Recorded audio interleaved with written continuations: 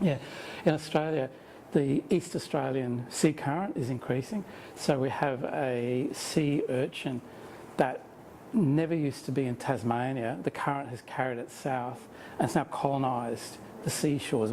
You get it down below the low tide level, down to a few metres, and it is wiping out kelp beds, so converting these really rich seabed ecosystems into what are called urchin barrens, so bare rock with just sea urchins.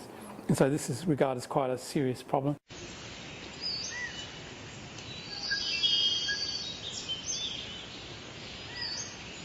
You can definitely say that the urchins are there because of climate change, because the strengthening of the east current, it's a very strong thing.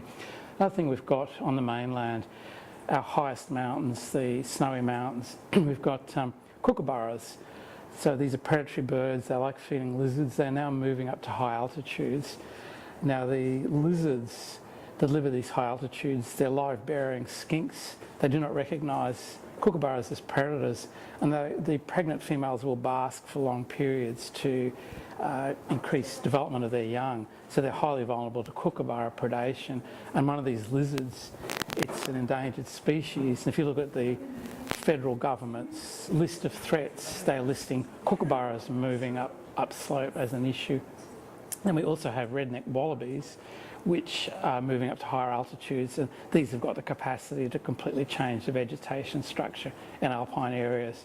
So you could call all of these invasive species, if you wanted to define it, as species moving into new areas, but they're all examples where it's actually an Australian species.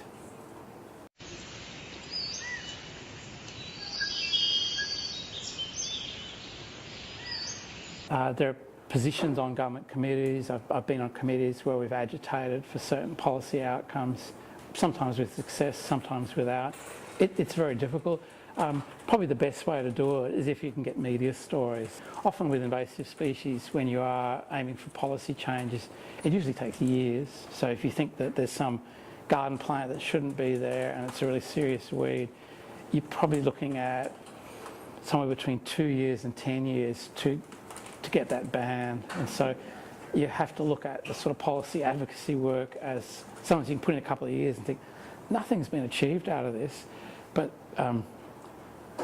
you may in the long term. In terms of a specific policy outcome, jatropha was being promoted in Australia as a biofuel crop, and there was when it became controversial because of articles that myself and others were writing, there was a meeting held in Brisbane to bring parties together.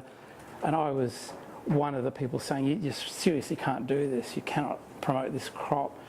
And there was one other person there who was very important. She was the head of our cooperative weed research unit in Australia, saying exactly the same thing. That did lead to governments deciding not to promote jatropha as a biofuel crop. And so I think in that area we have been quite successful, not with getting every biofuel crop vetoed for weediness, but certainly getting the weediness issue read as having a high level of focus.